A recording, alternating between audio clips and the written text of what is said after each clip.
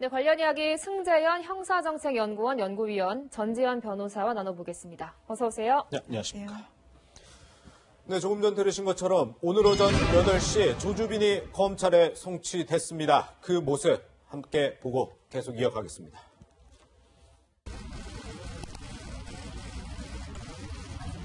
피해자들께 할 말 없으십니까? 손석희 사장님, 윤장현 시장님, 김웅 기자님을 비롯해 저에게 피해를 입은 모든 분들께 진심으로 사죄의 말씀을 드립니다. 멈출 수 없었던 악마의 삶을 멈춰주셔서 정말 감사합니다. 음란물 유포 혐의 인정하십니까? 피해자들에게 할 말 없으시나요? 범행 후회 안 하시나요? 살인 모의 혐의 인정하십니까? 범행 왜 하셨습니까? 걸리지 않을 거라고 생각하셨나요? 단가 나시나요? 미성년자 피해자들 많은데 죄책감 안 느끼시나요? 미성년자에게 죄책감 안 느끼십니까? 성착취물 유포 혐의 인정하십니까? 네, 조주빈의 모습 보고 왔습니다. 먼저 승재현 위원님. 이게 본인이 준비한 말 외에는 모든 질문에 대답을 하지 않았어요. 마치 좀 반성을 하지 않는 듯한 모습이거든요. 지금 저 모습을 바라보면 첫 번째 워딩했는 거는 논외로 치고 두 번째 악마의 삶을 거쳐야겠다. 거쳐주셔서 감사하다 이러는데 자기가 잘못했으면 자기 삶을 자기 스스로 악마라 그러지 않죠. 저희 부끄러운 행위에 대해서 국민 여러분께 송구하게 생각하고 피해자 여러분께 진심으로 사죄를 드린다 그러지 자기 행위를 자기가 악마라고 얘기한다. 저는 모르겠습니다. 그 행위의 의미가 과연 조주빈이 자기 자신을 어떻게 투영하고 있는지의 단적인 예라고 보이고요. 지금 이제 목 보호대를 하고 있었기 때문에 사실 고개를 숙이지 못한다 할지라도 반성하는 김이면 시선의 처리에서 그다음에 손짓에서 충분히 자기의 모습이 드러날 수 있는데 저는 되게 좀 놀라웠던 게 저희들도 플래시 한 200개가 터뜨려지면 눈빛이 흔들리거든요. 어디에 눈빛을 어떻게 둘지를 모르는데 사실 어떻게 보면 처음 포토라인에 섰음에도 불구하고 눈빛 하나 흔들리지 않고 그다음에 기자님들이 마크맨으로 붙어서 굉장히 적극적인 질문을 했음에도 불구하고 아예 처음부터 끝까지 작정하고 이야기를 하지 않는 모습을 바라본다면 물론 자기의 범죄에 대한 진술 거부권은 존재를 하지만 적어도 피해자들에 대한 최소한의 어떤 사죄는 필요하지 않았을까. 적어도 피해자의 사죄가 없었고 눈빛이 흔들리지 않았고 그다음에 그 내려오는 저 모습 속에서 반성하는 모습이 보이지 않았다는 것은 확실하게 보입니다. 네, 말씀하신 것처럼 전혀 동요 없는 표정이었는데 전지현 변호사님, 그런데 이 조주빈이 앞서 영상에서도 봤지만 손석희 사장, 윤장현 시장 그리고 또 김웅 기자 뜻밖의 인물들에 대해서 이야기를 했어요. 이 사람이 손석희 사장님, 윤장현 시장님 그리고 김웅 기자님을 비롯해 피해를 입은 모든 분들께 사죄를 한다 그랬거든요. 그러니까 본인이 뭔가 이 사람들에게 피해를 줬다는 것 같이 얘기를 했어요. 그래서 이제 기자들이 경찰 관계자의 말을 이렇게 들었는데 경찰 관계자의 말에 따르면은 이 사람 같은 경우에 조주빈 같은 경우에는 이 성착취물 영상 사건 이전에 소소한 사기 범행을 했다는 겁니다. 그래서 이 세 분이 각각 별개로 그 사기 범행과 관련된 피해자일 수 있다 이거예요. 근데 이일 수 있다는 거지 정확하게 조사로 드러난 거는 아닌데 저런 얘기를 하는 조주빈의 심리 상태를 우리가 유추를 해보면은 과거의 범죄자들이 지금 저 사람이 아까도 그런 유명한 분들을 언급을 함으로 인해서 그런 실시간 검색어에 이렇게 올랐었거든요. 이름이. 과거의 어떤 범죄자들은 뭔가 이렇게 대중의 시선이 자기에게 올리고 자기 입에서 무슨 얘기가 나올지를 사람들이 다 이렇게 기대를 할 때 뭔가 이렇게 영웅심리라든지 노이즈를 만들고 싶은 그런 충동을 느끼는 경우들이 종종 있었거든요. 그래서 이번에도 저 사람이 그냥 그랬을 가능성도 배제할 수는 없어 보입니다. 아직 정확하게 드러난 건 아무것도 없습니다. 그렇군요. 이 부분도 경찰이 계속 수사를 이어갈 텐데 어쨌든 많은 지금 시청자분들이 이 조주빈의 모습을 포토라인에서 보게 된 건 바로 어제 경찰이 신상 공개를 결정했기 때문입니다. 승재현 위원님, 이게 성범죄 피의자로는 제가 처음 신상 공개가 결정된 걸로 아는데 그만큼 경찰이 이번 사안 심각하게 보고 있다 그런 뜻이겠죠. 사실 이제 성범죄 특별법에 보면 25조의 신상 공개 규정이 있고 사실 조주빈이가 가장 악질적인 범죄를 저질렀는 것은 아동 청소년 이용 음란물 제작죄가 아청법에 존재를 하는데 아동 청소년 보호법에는 신상 공개 규정이 없어요. 그래서 지금 조주빈이 이제 신상 공개가 되는 죄명은 강제추행입니다. 강제추행으로 이제 성폭법 25조에 따라서 이제 신상 공개가 되었는데요. 그 신상 공개를 했던 그 많은 분들이 어떻게 어제 언론에서 말씀을 주셨는가 하면 죄질이 굉장히 좋지 않다. 그 다음에 공익을 위해서 알 권리를 위해서 이런 내용들을 밝힐 수밖에 없다. 그 다음에 영장실질심사를 통해서 이미 구속이 되어서 증거가 충분히 확보되어서 범죄의 중대성에 대한 입증은 충분히 되었다라는 이유로 이제 신상공개를 하게 되었는데요. 사실 신상공개를 할 때 굉장히 이렇게 걱정했던 적이 있습니다. 사실 검찰 쪽에서 인권수사 준칙을 만들어서 사실 포토라인도 없앴고 그다음에 들어가고 나오는 시간에 대해서 다 비공개를 했기 때문에 사실 얼굴이 공개되지 않지 않을까 굉장히 많은 어떤 걱정이 되었었는데 다행히 경찰 쪽에서는 담대하게 검찰에서 만들어 놓은 준칙은 우리에게 적용되지 않는다. 경찰은 경찰의 준칙을 적용하겠다라고 해서 오늘 아침 8시에 이제 종로경찰서에서 검찰청 송치를 할 때 저렇게 포토라인에 세웠습니다. 네, 그런데 이 조주빈의 신상이 공개되면서 그의 이중적인 행보가 드러나 충격을 주고 있습니다. 전 변호사님, 3년 동안 50여 차례나 봉사활동을 했다고 하고 심지어 성폭력 예방을 호소하는 글을 썼다면서요. 그러니까 이 사람 같은 경우에는 뭐 2017년 10월부터 자원봉사 모집 공고를 보고 이제 군대 동기들하고 단체를 찾아가지고는 2018년 3월까지 뭐 단체에서 봉사 활동을 했다고 해요. 뭐 미혼모 시설이라든지 아동 시설 이런 데서.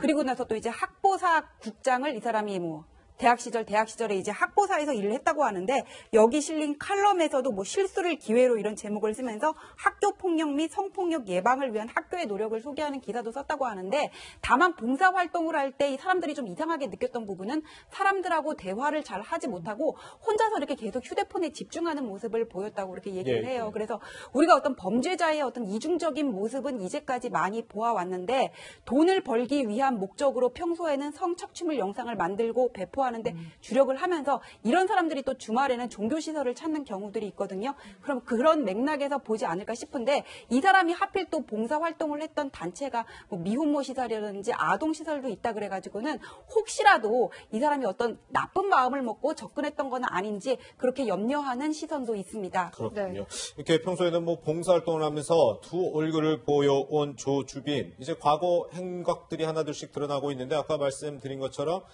이 성착취물 영상을 제작 유포하기 전에 각종 사기 행각을 하기도 했었는데 또 충격적인 게요. 이 조주빈이 어린이집 원아를 살해할 계획을 했었다. 이런 의혹까지 나오고 있어요. 계속 충격적인 사건의 이제 계속 연속인데요. 이 사건이 어떻게 되었는가 하면 사실 그 A 씨라는 저 사람이 어떤 사람인가 하면 강모 씨라는 사람이 어떤 사람인지 먼저 설명을 드리겠습니다. 강모 씨라는 사람이 지금 공익요원으로 있으면서 그 미성년자의 신상 공개를 했던 그 사람인데요. 그 사람이 이제 평소에 자기가 갖고 있던 어떤 원한이 있던 사람 있었고 그게 아마 어린이집 그러니까 그 사람이 있었는데 그 사람에게 좀 사람을 죽이는 걸 좀 어떻게 도와달라라고 이제 박사에게 말을 하고 박사가 그렇게 하려면 나에게 400만 원을 달라. 그러면 내가 그 사람을 이제 살인 청구를 해주겠다라는 의사 표시를 하고 400만 원을 받고 뭘 했는가 하면 그 어린이집에 있는 이제 그 아이의 신상을 확인하고 전화번호를 확인해서 그 사람에게 결국 아이의 어린이집에 찾아가서 얼굴에 이게 언론에서 말하기가 참 제가 죄송스러워서 좀 머뭇거리는데 염산을 붓겠다라는 이야기를 했다는 거예요. 그러면 사실 대한민국 형법은 살인죄는 미수도 처벌하고 예비도 처벌하고 업무라는 행위를 처벌합니다. 예비의 전 단계인 업무도 처벌하고 있기 때문에 그런 경우에서 살인 예비 업무죄로 지금 경찰에서 수사를 하고 있다고 밝히고 있습니다. 네, 뭐 저런 행각까지 음모했다니까 참 충격적인데 전 변호사님. 근데 경찰이 조주빈에 대해서 마약 검사를 의뢰했다는데 이거는 왠가요? 이 사람이 아까 말씀드렸던 것 같이 성착취물 영상 일을 하기 이전에 뭔가 사기 행각도 벌인 적이 있거든요. 내가 이렇게 판매를 하겠다 이러면서 사람들을 속였던 그런 그 물건들 중에는 뭐 예를 들면 마약도 있고 총기도 있고 심지어는 어떤 인체, 사람의 어떤 장기까지 있었단 말이에요. 그런데 이게 뭐 정말로 자기가 이걸 확보를 해놓고 사기 행각을 벌였던 건지 경찰로서는 확인할 필요가 있는 거잖아요. 그래서 이 사람이 뭐 마약을 흡입하거나 유통에 관여했던 거는 아닌지 이 부분을 지금 조사하고 있는 것으로 보입니다. 네, 그렇군요. 어쨌든 지금 다시 이제 이 박사방에 대해서 좀 심층적으로 얘기를 해봐야 될 것 같은데 이 조주빈이 도대체 어떻게 이 개인 정보들을 알 수 있었을까? 이게 참 의문이었는데 앞서 말씀드린 것처럼 이제 공익근무요원이 함께 가담을 한 점도 있었고 또 하나 지금 드러난 게 공무원이 지방공무원이 함께 했었다. 지금 이런 얘기까지 나와요. 뭐 대통령께서도 이 부분에 대해서 말씀을 주셨는데요. 어떻게 보면 공무원의 가장 큰 거는 국민을 위한 봉사인데 그 국민을 위해서 봉사라는 시청에 있는 8급 공무원이 이런 진짜 입에 담을 수 없는 참혹한 범죄에 가담했다는 자체가 제가 봤을 때는 굉장히 놀라운 일이고 아마 이 부분에 대해서는 공범자이기 때문에 아동 청소년 이용 그다음에 그 성착취물에 대한 공범으로서 아마 가장 강력하게 처벌받을 뿐만 아니라 네. 이런 경우에 있어서는 아마 파면이라는 징계 사유까지 가능할 것 같아서 네. 지금 좀 조심스러운 말씀입니다. 지금 전체적인 어떤 인원수에 과연 공무원이 얼마만큼 포함되어 있는지는 굉장히 조심스러운 말이지만 비록 공무원이 있다 할지라도 그 공무원들을 하나하나 다 밝혀서 이런 범죄에 더 이상 가입되지 않도록 개입되지 않도록 우리는 막아야 되는 때라고 생각합니다. 네. 그런데 위원님, 이 조주빈과 같이 범죄에 가담한 사람들이 피해자의 개인 정보를 이제 유출을 해서 이걸 가지고 협박을 했다고 하던데 이렇게 되면 어떤 처벌을 받게 되나요? 사실 개인정보법 위반이 제일 네. 처음에 나오게 되겠죠. 대한민국에서는 개인정보를 굉장히 중요하게 판단하고 있기 때문에 개인정보가 불법하게 유통이 되었다면 개인정보법 위반으로 이제 처벌을 받게 될 것이고, 두 번째, 이 정보를 가지고 협박을 했기 때문에 협박죄도 성립될 수 있을 것이고, 그 협박 이후에 이 사람이 의무 없는 일을 했다면 과연 그거는 이제 법조 경합이 될지는 모르겠지만 강요죄도 성립될 수 있을 것이고, 그 강요 뒤편에서 만약에 성행위까지 요청을 했다면 성행위 범에 대해서도 같이 처벌받을 수 있을 것이라고 생각합니다. 네, 그렇군요. 이 박사방을 비롯한 N번방 사건에 대한 국민적 공분이 상당히 커지면서 법무부도 강력하게 처벌하겠다는 뜻을 밝혔습니다. 디지털 성범죄 대화방 개설, 운영자 및 적극 관여자의 경우 범행 기간, 인원 및 조직, 지휘 체계, 역할 분담 등 운영 구조와 방식을 철저히 규명하여 가담 정도에 따라 법정 최고형 구형을 적극 검토하는 등 엄정 처벌하고. 위원님, 그런데 지금 법무부에서는 법정 최고형 구형, 엄정 처벌하겠다 이렇게 얘기를 했는데 그동안에 이제 아동 청소년 음란물과 관련된 처벌, 이 형사정책연구원에서 조사한 거에 따르면 상당히 손방망이 처벌이 많았던 것 같아요. 사실 이 부분에 대해서 정말 죄송하게 생각을 하고 법무부도 그렇고 그다음에 법원도 그렇고 이 부분에 대한 성인지 감수성을 분명히 올려야 될 때라고 생각을 합니다. 사실 좀 이게 반어적인 게 대한민국에서는 성인의 합법적인 영상물조차도 상업적인 영상물조차도 불법이거든요. 네네. 하지만 미국과 일본에서는 그런 상업적인 영상물은 합법이잖아요. 예. 하지만 미국 같은 경우에서는 성인 영상물이 아니라 아동에 대한 성착취물을 만들었을 때 저희들이 갖고 있는 1년 이하의 징역이 아니라 정말 상상할 수 없을 만큼 장기형이 나오게 되어 있습니다. 그러면 적어도 성인의 상업적 영상물조차도 불법이면 아동에 대한 성착취물은 더더욱 불법성이 강해야 됨에도 불구하고 현재 그런 부분에 대해서 굉장히 손방망이 처벌이었다는 사실은 피해갈 수 없는 비판점이라고 생각을 하고요. 아마